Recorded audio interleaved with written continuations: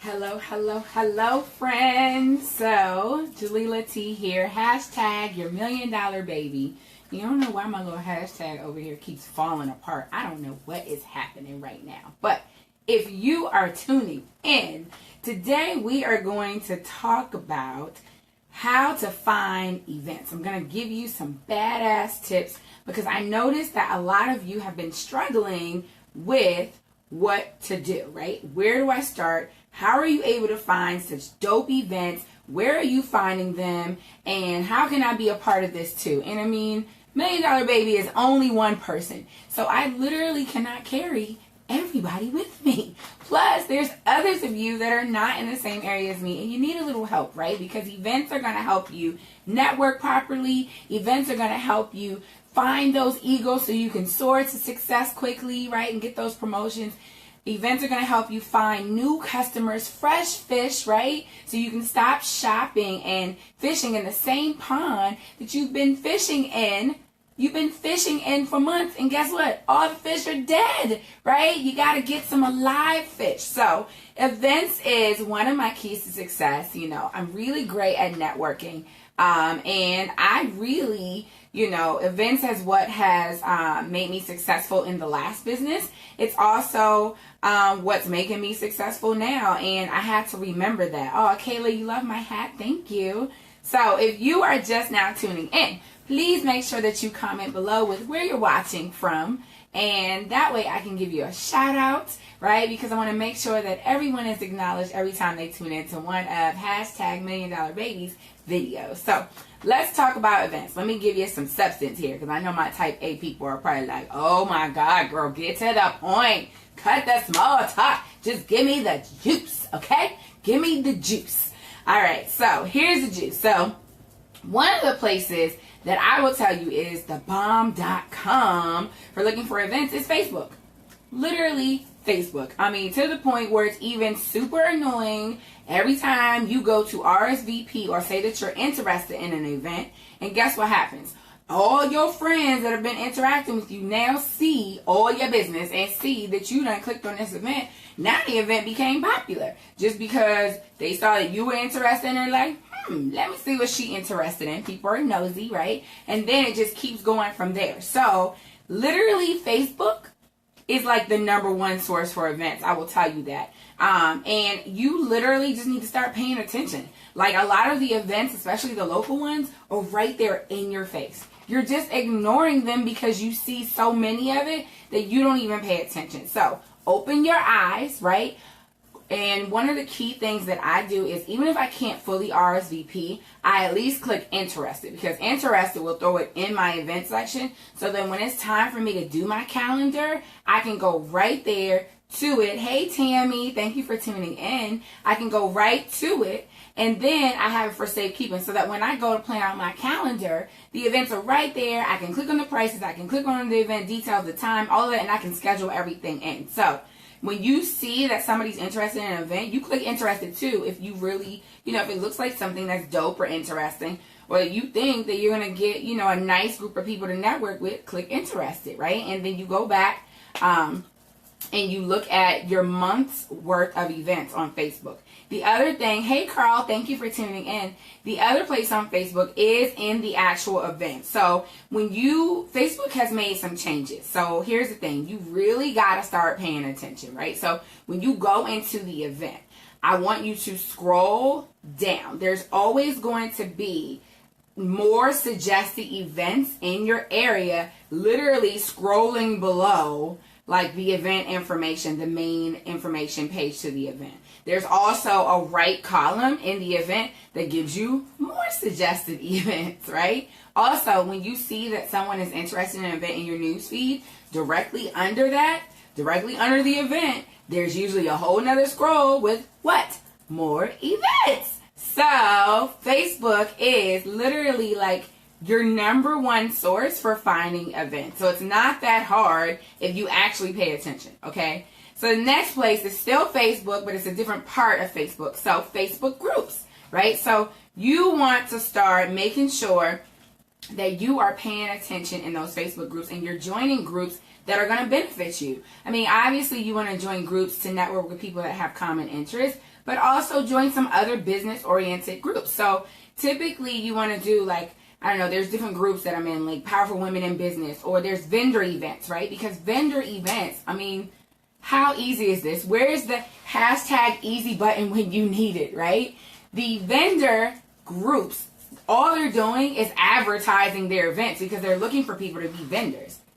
So how easy is it for you to find all the links to tickets, all of the local events, and you can sign up for some freaking vendor opportunities. Hello, hashtag hello. Come on, people. You got to start thinking more business-minded, right? You can't just sit there and let I don't know, if you're in party plan, parties fall out the sky, the sales come out the sky.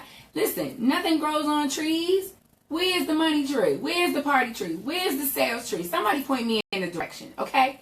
Because you're not going to get it if you're sitting there waiting for it to come to you. So be proactive. Get your little booties in the Facebook groups, right? Request to join some of them and interact with people. Make new friends, right? And when you see somebody post the actual event, even if they're just looking for vendors, like the post. Actually click on it. Actually look and see what the event is and the details. You know, you can easily screenshot that stuff. You can save it. You can make friends with the person that posted it so you can get back to it, right? Whatever you need to do, you need to do it. So that's another way for you to find events. All right.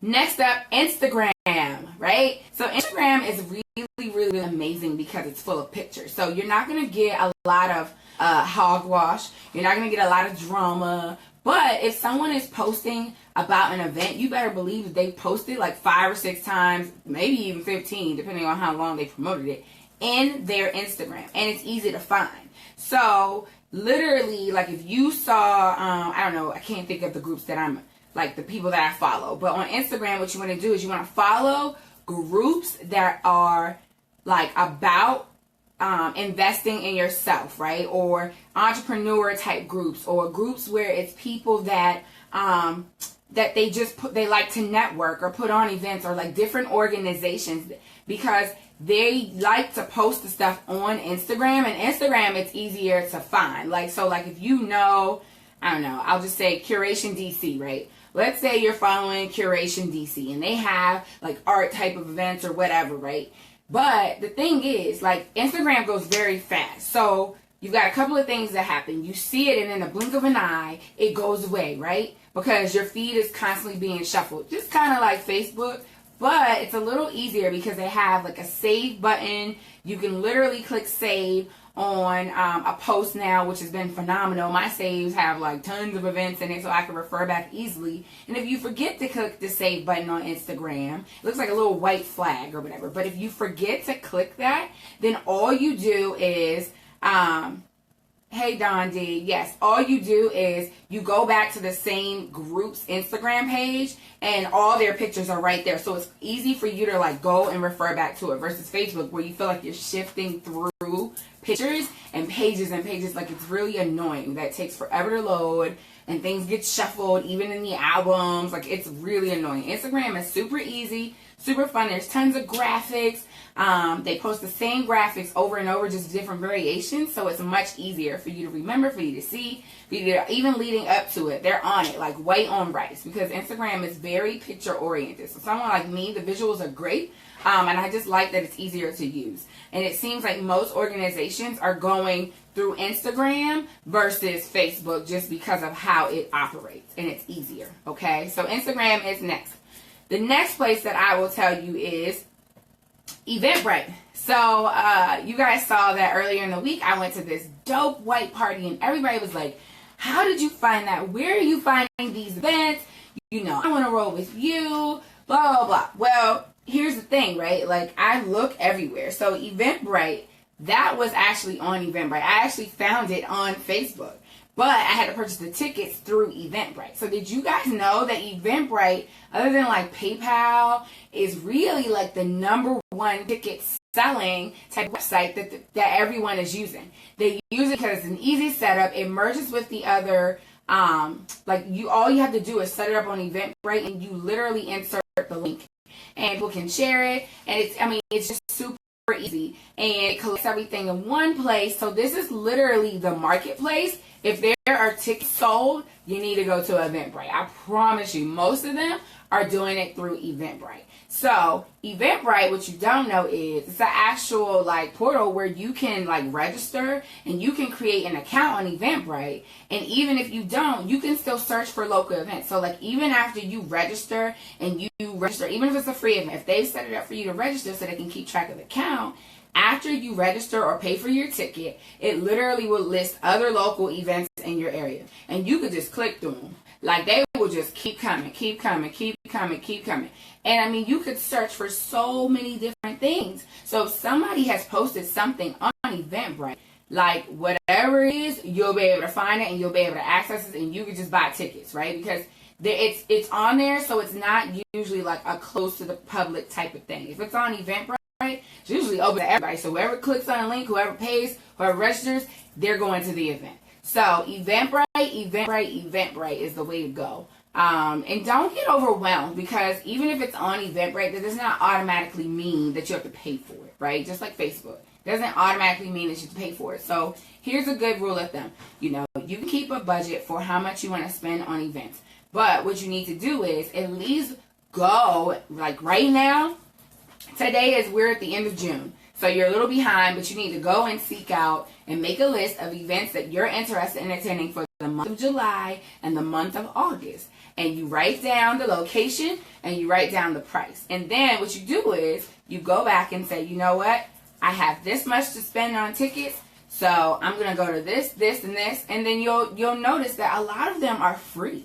They just want you to register for them because it's really hard to keep track when people are not properly RSVPing. So make sure that even if it's free, you are RSVPing so that you can still ensure that you're going to be able to go there. Because it does not take a lot of money to network. Like, it really, truly doesn't. I will tell you, the most costly thing, depending on the event, can be you being a vendor. But you don't always have to do that by yourself. When I used to be a vendor, that was how I built my last business. I was very in your face, and it was because I carried inventory. So if you're in that position and you have a business, then do the vendor events. If you're shy and you're not good with working the room and just opening your mouth and talking to people and smiling, and you need something to get your feet wet and to still get you new customers and new recruits, then you go do a vendor event. Because a vendor event allows you the space and time to set up a table, and people know that you're supposed to be there. You don't feel awkward. It's not an awkward thing because you're supposed to be greeting people. It's awkward when you don't greet people, right?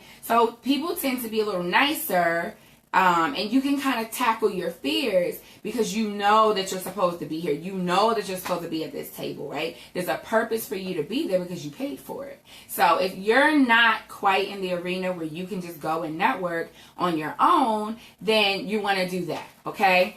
All right, so next up, let's see. Join organizational groups. So when I say organizational groups, I mean like your Chamber of Commerce, like your women's group, common interest groups. So like for me, I'm interested in speaking more. So I went to a speakers boot camp. Well, the organization that does these speaker trainings, it's like a real organization, and everybody wants to better themselves. Everybody wants to speak. And they have monthly events. They have trainings every Monday for free. They have a full membership that you can get. But what I realized was those groups get you in front of certain people. So positioning can be very, very, very important, right? So here's the thing. You want to go to events, but you also want to position yourself correctly. You want to position yourself so you're able to be in front of the correct people, right? Potential customers, people that you can actually bond with, people that understand you, right? And that you can really build a relationship and a rapport, and that they're going to trust you. So, you know, you got to start paying attention to the company you keep. So when you position yourself and you start going to these events, sometimes all you have to do is show up. And after a couple times of you showing up, maybe 2 to 3 times, you become a familiar face. So maybe they didn't buy anything the first 2 times. Maybe nobody joined your team, right? But here's the thing. By the third or fourth or fifth time of them being familiar with you, you might be running late to the next event, right? Hear me out. You might be running late to the next event and they're talking to somebody who, I should be charging for this. I know, right? You're on your way to the event. You're running late. And somebody new walks through the door that is new to the event, and they're saying, I'm looking for this. I need someone that can help me with my business. I'm looking for some residual income. I'm looking for someone to help me lose weight. Do you guys have anybody in this group that does that? Hello? Guess what happens? They're like, oh, you know what? Jalila does that. She usually is here by now. I think she's running late. Let me text her. She should be walking through the door any minute. And imagine what that's like for you to walk through the door and somebody has already done all the work for you, dude. Like, hashtag yes, hashtag hello, hashtag let me help all the people, help all the people, help all the things, right? Hashtag bring me the money trees. I mean, hello. Do you guys understand the power of this situation? So stop focusing on the dollar signs immediately. Like, it's not always going to be an immediate thing. The point of networking and going to these events is so that you can build trust, so you can build relationships, so that you can help people see that you have something to offer, right? So not only are you going and making sure that you're positioning yourself, but you also need to go with a different mindset, right? So you need to go with the mindset that you are going to add value to someone else's life. Not that you're just going to go and take value from everybody else and suck up all their knowledge. Well, what can you add to their lives? What do you have to offer?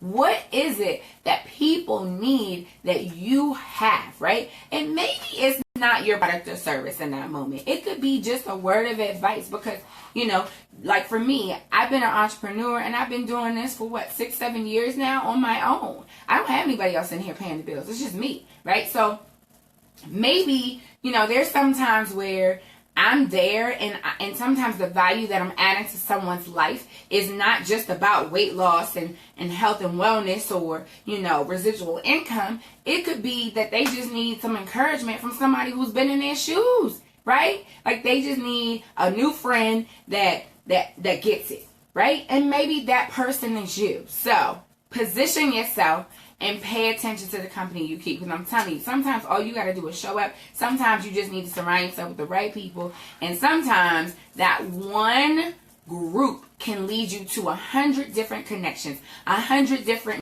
new customers, 100 different events. And I mean, I've had, over the years, I remember the last business, there were several groups that I became a part of where they literally helped carry my business for 6 months. They just kept partying, kept buying stuff, kept referring. Like, it's literally like clockwork, right? So focus on building those relationships. Focus on getting Real Talk, Jermaine. Yeah. Oh, Ashley says she likes my backdrop. Thank you, boo. But yes, so focus on making the connections. Focus on adding value to people's lives. Focus on positioning yourself. Focus on getting creative and finding where the people are, which leads me to my next point, right? So it's summertime, right? So in the summer, what happens? Everybody wants to be outside in the heat, enjoying themselves at the cookouts, at the festivals, at this, at that, doing that on the beach, right? We want to be hashtag everywhere that we can, right? So here's the thing. You don't get to take the summer off. The summer, I keep telling people, I want to take the summer off. You go right ahead. But let me tell you something.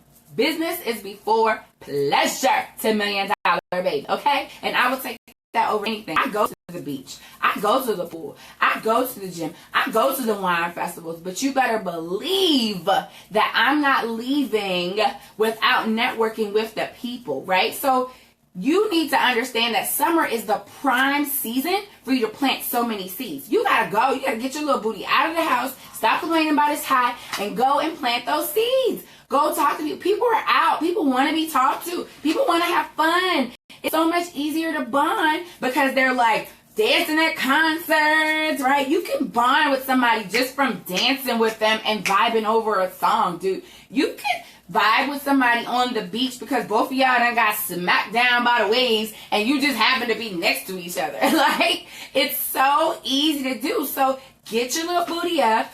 Go to the places that breed people. Places that breed people are festivals, concerts, games. Oh, sports games? Oh, that is the easiest bond in the world. How many games do you come to? Oh, you're here all the time? Oh, I need to be friends with you because I don't have anybody else that likes my team, the Deadskins. You know what I mean? Everybody else done gave up on them. So let me be friends with you so we can roll to the Deadskin games together, right? Because we both still share the same love, right? Does that make sense?